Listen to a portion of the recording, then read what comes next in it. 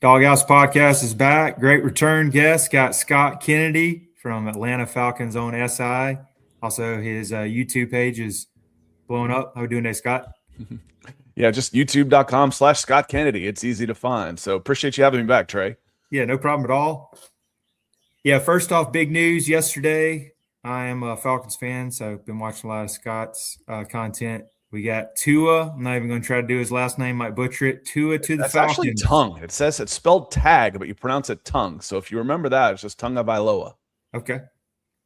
Becomes pretty easy. A guy I used to work with, Chris Fetters. He covered the Pacific Northwest and Hawaii for recruiting and scout. He was the best at doing the Hawaiian names, the absolute best at doing them. I liked hanging out with Chris just to listen to him name the Hawaiian guys. That's awesome. Some people's got a knack at it. Yeah, Tua headed to the Falcons, which I believe you kind of previewed that a week or two back and said, hey, you can get him for cheap. Could be a good upgrade. I know Penix is injured. I don't think Kevin Stefanski and the guys are sold on him.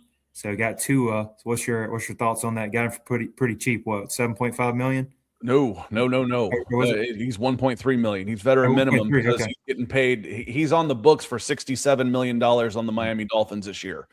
So with the offset language in his contract, every penny that went to him goes back to Miami. So there's no incentive to pay more. Similar thing happened with Russell Wilson and the Pittsburgh Steelers and Denver Broncos. Denver Broncos cut him. He took on a then record $85 million dead cap hit. The offset language meant that any place he signed paid the Broncos. So he signed for the minimum. So Kyler Murray's in the same boat. So, there's a reason the Miami Dolphins moved on from Tua. And, some of the initial knee-jerk reactions are, man, he's injury prone. He hasn't been any good. I'm like, what market are y'all shopping in? I'm like, I understand the concerns. I absolutely do. What are your alternatives? And, who's out there that's available that you think is better than Tua for $1.3 million? I might have said Kyler Murray, but Kyler Murray could be headed to Minnesota because he's been healthier. But your choice of free agent quarterbacks out there are old, busts, never has been, or some combination of those three. So it wasn't a great year. And as I remind everybody, is the Falcons didn't just clean house because they were in a good spot. No, they fired everybody because they're in a crappy position right now. So not a good year to be in need of a franchise quarterback because there's not really one in the draft either. So that you don't have a first-round pick looked okay until February, and James Pierce Jr., he's up in the air, but you weren't going to be able to get a quarterback in this offseason anyway. Yeah, I mean, a lot of questions like what you said with Tua. I did want to ask, what's probably projection of when Penix will be ready, and do you think this will be he'll sit behind Tua till it's open, or Tua will hand it over to him, or what's your thoughts on this? No, I think it's going to be a competition. So Penix is up and moving already. It's fans are funny. They see it goes. Michael Penix is on a 9-month recovery time, which is pretty typical for an ACL, for a non-skill-based player, a quick twitch guy, a cornerback, a running back. It's a full year and a half before those guys are back to 100%. But they say, oh my God, he's going to miss a whole offseason of doing this, and this. Not really. I mean, after ACL surgery, you can walk around in a couple weeks. So he'll be throwing. How full go will he be during OTAs and whatnot? We'll see. But I don't think that Tua is being brought in to just be a primary backup. I think it's going to be an open competition. Your hope for the Falcons is that Michael Penix wins the job outright, is healthy, but he should be fully healthy. Should be. That's the key words there, should. From an ACL. Unfortunately, it's his third time his ACL. I think it's the new one. I think he's done the same one twice, and then this is a new one. His third ACL. And should be ready for game action come September. All right. We'll see. And we got two lefties, so the better lefty will win.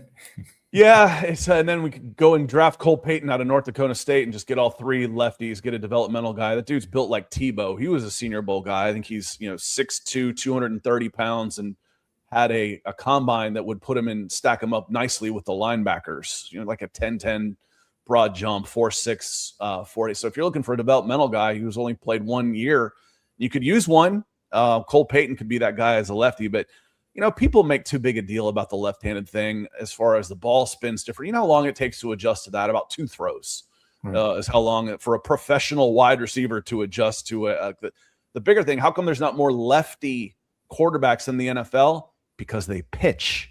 If you can throw enough to be a quarterback and have a strong enough arm to be an NFL quarterback, you're in the Major League Baseball, because if you can break 85 miles an hour as a lefty, you're going to make a lot of money if you can throw some strikes. So that's why you don't see more lefty quarterbacks, because they're playing baseball. All right. That's a very good point. So since this is Georgia-related podcast, I did want to get your thoughts on Jalen Walker's rookie season. I think he had 5.5 sacks, him being first-round draft pick. What kind of grade would you give him? And I think I'd give him a solid B to B+. I think he was overshadowed a little bit by James Pierce Jr., which wasn't necessarily unexpected. James Pierce Jr. before was a top 5 pick going into this cycle. Like this time last year, if you looked up top 5, top draft picks in 2025 in the year ago cycle, then James Pierce is there, and then he starts slipping a little bit as the season goes on, the draft process goes on, for character concerns. Well, lo and behold, they flamed up in an ugly way. So he had trouble staying healthy. He was banged up a lot, and he wasn't alone. The Falcons strength and conditioning, physical question marks I had in that previous staff concern me, and I guess there's a contract with Piedmont Hospital to keep going, so I don't know how much that's going to change. But we had some weird stuff going on in Atlanta where it's like, okay, we're opening this guy's practice window to see if he can come back from injured reserves. Oh, lo and behold, he's out for the year. That happened way too many times. Oh, Storm Norton, he's day to day. Oh, no, we're going to injured reserve him for 6 weeks, and he never came back for the whole season. So some weird stuff going on. So Jalen Walker kind of got caught up in that, was nursing some soft tissue stuff through the season. But when he was out there, you knew he was out there. He was making plays. He set an edge better than you might expect for his size. Did a good job getting after the quarterback. I wonder a little bit, and I hope not, because edge rusher is so much more valuable than inside linebacker. But Caden Ellis was the team's MVP on defense last year. I think he's gone, and he would walk up to the line of scrimmage on third downs, play inside on first and second, then walk up and be a pass rusher. I mean, Jalen Walker could fit that role nicely, but Caden Ellis was really good, and he might get $9 million, and meanwhile, edge rushers are getting $30 million. So if I can get a quality edge rusher, he's much more valuable out there than he is moving back inside. So I hope he sticks outside. I hope he stays healthy. That's the key for him. But I thought he had a solid rookie season. Overall, he was second in sacks with like 5.5 in the NFL among rookies. It's just that Pierce had 10.5, and 9 of those were in the last 8 games or something. So he was overshadowed a little bit, but he had a good, solid rookie season. Awesome. Glad to hear that, and hope he does well going forward. Make sure to like, subscribe, share Doghouse Podcast. Really appreciate it. Also, since we are talking about the draft, is it 47th, 48th pick? 48th pick. What are some of the needs? And I know you do a lot of mock drafts. What Falcons fans are looking for in draft. Yeah, the thing about it's a top heavy team. Terry Fontenot would fall in love with guys and then trade up. And he spent heavily on non-premium positions. Your two your highest paid players are offensive guard and safety. You're using a number 4 pick on a tight end. You're drafting a running back in the top 10. Those are 4 of your non-premium positions. Now inside linebacker is the 5th, and you've got the clean sweep. But there are good players on this team. There's just no depth. When you use 2 draft picks for every player, you don't have much depth. So that's going to be the first part of it. We saw that in the first round of free agency. Moving to the draft, so they got 2 wide receivers, they got a quarterback, they got a tight end, they got a linebacker. But the biggest needs for this team, I don't think that affects that, because the biggest needs are so big that they still need another wide receiver. They still need another linebacker. The 2 places that they really haven't addressed at all so far are defensive linemen, interior defensive line, and corner. So, I'm looking at that. If I hit 48, I still want to trade down. I want to pick up. Ian Cunningham said, my first year with the Bears, we had 5 picks. We finished with 10. Yes, please. The Falcons have 5 right now. I'm choosing the best possible, my highest graded prospect. I'm choosing between defensive line, corner, and wide receiver. Okay, I like that. And speaking of that, on wideout, had Mike Mertz. He actually got me on you a year or two ago. He's a big YouTube guy.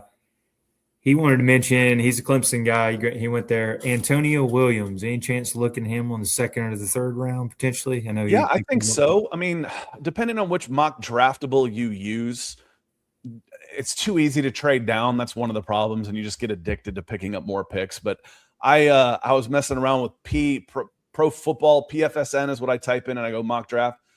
And I got to trade down where I traded out of the 2nd spot and got every pick available that the Arizona Cardinals still had. And then I still got a 4th rounder in 2027. I'm like, boy, this would be nice. It's not going to happen, but it'd be nice. But as I took a wide receiver first, and then I get to pick 100 and 105, and Malachi Fields from Notre Dame is there, and Jacoby Lane is there at wide receiver. And, that's a little unrealistic for me. So, but Antonio Williams, I think, is a smaller guy. They just got 2 smaller guys in free agency, but he was tabbed as a 1st-round pick to begin at the beginning of this cycle. All of the offensive players' stock went down at Clemson. Avian Terrell is still up there pretty good at corner, but Clemson didn't have a good season, and a lot of those guys, Cade Klubnik and Antonio Williams, were 2 of the bigger victims there. But I think he might still be there at 48. He might be there at 60, 65, and he'd be a steal. You can get good wide receivers in the middle of this draft right now. That's good to hear. Might get a diamond in the rough. That's good. And what will happen with, I know there's a lot of rumors going on now, your prediction on the Kyle Pitts, what will happen with him? And then also, will they end up giving a big contract to Drake London? So cheated a little bit because what I have been predicting for a year happened. They tagged him. So when they picked up his 5th-year option, it was basically $11 million. And people were talking last year, writing up a trade that every team should make. And they should trade Kyle Pitts for a 6th rounder to this team. I'm like, that's insane. He's $11 million, gamble that he's going to have a good season. He did, and then tag him. And then the tag's only worth $15 million. It's 1 year fully guaranteed contract at 15. Players don't like playing on the tag because they want 4 years of $15 million instead of 1 year. But it gives the Falcons the option to try and negotiate a longer-term deal if they want to, or because he's been so inconsistent, it gives them the option to say, do it again. Have 2 900,000, I think he was, 900 and change last year. Do it again. And then we'll talk long-term. Prove it to me that you just didn't have a good 5 final games to stat pad your season and work for free agency, because you're not going to be a free agent. And because as a tight end, he gets a low tag number. So do it again. But it also gives you the opportunity. He has worked his way up into a tradable asset now. You could probably get a 2nd or a 3rd for him if you wanted to trade instead of selling him for, selling low like you would have last year. So it made sense. They're talking, and of course, this is what they say publicly. We want to extend him. Of course, you're going to say that publicly because that drives up his trade value if you actually want to shop him. But now you have that option for the next year to tag and trade him, tag and extend him, or just make him flat out play on a tag. If he doesn't like it, you can sit out. Fine. Drake London, it worries me that it hasn't been done already, but the Falcons have been a little busy with, sweeping the house clean in January and February with, new president, new general manager, new head coach. So, Drake's going to be in the 30 million range. And I don't know how you feel about this draft, but I would like to have it done before the draft because you can't afford to let him walk. He's on the 5th year of his deal. You could tag and extend him next year, so you'd have that option because he's probably worth top 5 wide receiver money on the open market. So you have that option. I just don't want it to come to that. So if you think he doesn't want to be back, you got to think about trading him because you can't afford to let him walk. But I will still predict he gets somewhere 4 years, 120 with 75, 80, 90 guaranteed. So a 3-year deal at 30 apiece. I think that's where he'll end up falling because the Falcons wide receiver room still isn't good. And they really can't afford to lose him. He's too good a player. I just love the way he plays. You know, he's got the right mentality, works hard, good player, good blocker, team guy. And he's good. He's really good. So he's gonna make his money. And Arthur Blank hasn't had trouble paying his guys. The trouble historically with Arthur Blank is his general manager's blowing his money on the wrong guys. Yeah. That's up to gets you done. Yeah, I think he's a great player. And how about is it Austin Hooper he got picked up yesterday? What did you think about him? Good security blanket or? Yeah, tight end Austin Hooper. So I've had Charlie Warner, former Dog, in my cuts candidate because a $5 million blocking tight end is a luxury for a team that can't afford luxuries. Yeah. So does Austin Hooper come in and take his spot? That's not necessarily an upgrade, but he's a little cheaper. So you've got a little bit more flexibility there. He's a better receiver, so to speak, more of a receiving tight end. But you got a receiving tight end. That's what you got Kyle Pitts for. So if you move on from Pitts and pick up a second-round pick and free up $15 million in salary cap, then you plug in Austin Hooper there, and you can still probably get 500 or 600 yards. But I think he's more of a – if he replaces Warner, that makes sense if you don't want to run power, which doesn't make sense because Stefanski does. But Tegan Quintariano ended up being – and Felipe Franks were practice squad guys that were tight end 3 last year. I think he slides right into those spots. So you just got better depth at the tight end position, depending on what you do with Charlie Warner. Because he's $4.5 million in savings if you move on from him. And I don't need a $5 million blocking tight end. Not on this team. Not when I've got holes in starting positions. Right. Okay. And then I know Georgia fans and everyone's always been pretty critical about Atlanta Falcons not drafting Georgia players. They did get Jalen Walker last year. Any chance of maybe getting some Georgia players, Georgia Bulldog, later in the draft, mid rounds? Well, depending on where the defensive linemen fall, Christian Miller could be there. Mm-hmm. He's fallen to me in a couple mock drafts. I take him in a heartbeat. Branch is someone to look for at one of those wide receivers in that 50 range. So those two guys could definitely be on the table, just right off the top of my head as Georgia players that fit needs and then fit. And then once you get into day 3, all bets are off. Then you don't know exactly. You're just trying to get somebody that you think can help anywhere, any way. You don't necessarily worry about positions. You're just trying to find guys that you think can make a team. Yeah. Yeah. Speaking of that, because I had another question. My friends make sure and ask this if you can. Who will be returning punts and kicks for the Falcons? And you mentioned Zachariah Branch, who was electric for Georgia last year. Anything kind of getting him in a dual role? Makes sense.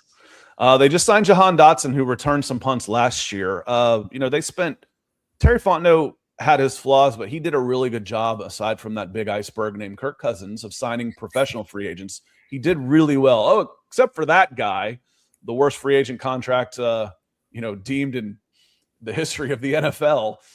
And no, Deshaun Watson was traded for y'all. So was Russell Wilson. Those were trades.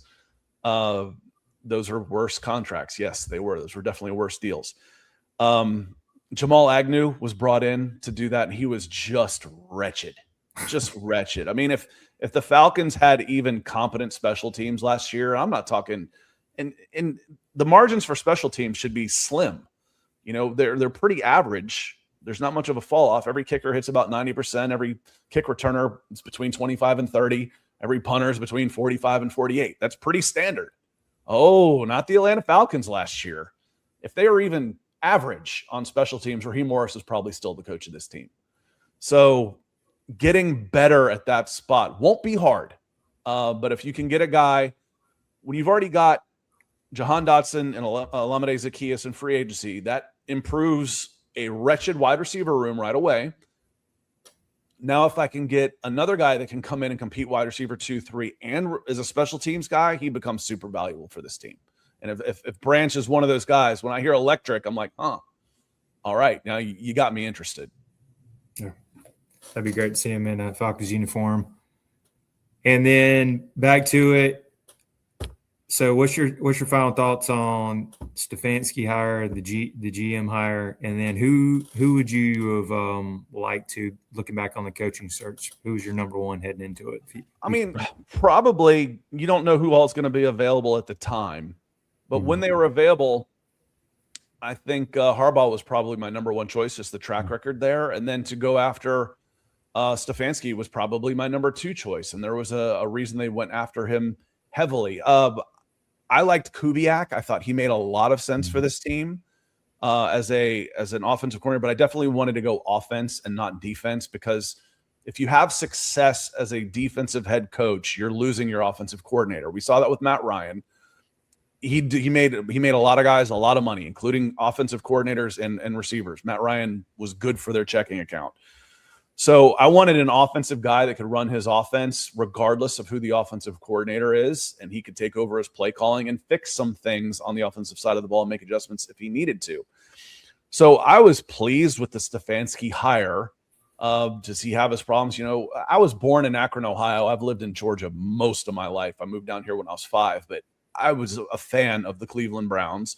A lot of my extended family lives up in Cleveland. I know what a circus they are. And, you know, the answer is, well, you think the Atlanta Falcons aren't? No, I get it. That's why I'm not going to condemn Kevin Stefanski for not having – he did have success. He couldn't sustain it, but he's a 2-time coach of the year in a place you can't win. You know, so he had success with a clown show of a franchise. If you can do that in Atlanta, you know, that'd be a good thing as well. So I like the hire.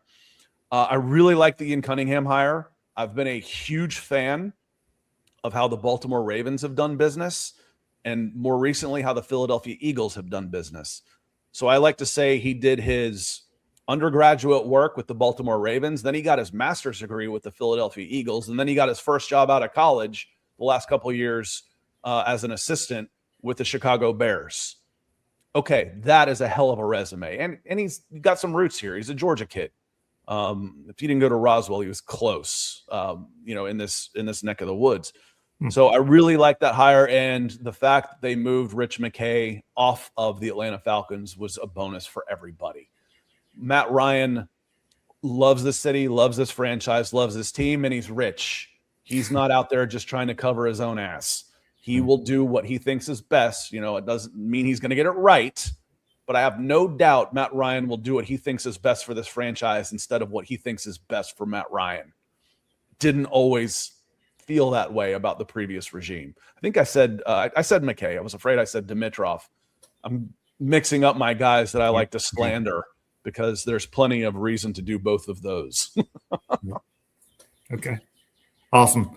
And then one last thing, little side note here. So been seeing Braves. It's just spring training's been killing it. Any chance make playoffs, or what do you think about the Braves with the new injury bugs, man? Yeah. I mean, every time it comes up, it seems like someone else is getting hurt. If they can stay healthy, they've got enough of a lineup and they've got enough arms. So we'll see. You know, we'll see. You know, Ronnie is still one of the most electric players in the game. He's running and stealing bases and hitting home runs all over the place. But can their pitching stay healthy? That's what it's going to come down to. Over 162 game season, they got to stay healthy in the rotation. That's right. And so far, they haven't been. That's right. Availability is best ability, right? Got to do it. Yeah. Hey, Scott, appreciate you coming on again. How do we follow you on social media? I'm at Scout Kennedy on X. You can follow me there, or the best way to get me, I'm always in my own comments is right there on YouTube, youtube.com/Scott Kennedy. If you want to have the conversation about any of these things, come in and leave a comment. I'll have the discussion. I don't say I'm right, but I say you'll get a response. You'll get an honest one, and we'll have a good convo. Yes. So that's where to find me. Yeah, appreciate it, Scott. He's getting close to 30,000 subscribers, which is impressive. And I like Scott, straight shooter, no filter. He'll tell you if it's a bad hire, bad draft pick, what are you doing? So, yeah, bad contract. So he's great talking all Atlanta Falcons football. Yep, appreciate you coming on again. Make sure to like, subscribe, share the Doghouse podcast. We'll have some other good off-season topics coming up. Thanks again, Scott. Appreciate you having me on. Thank you.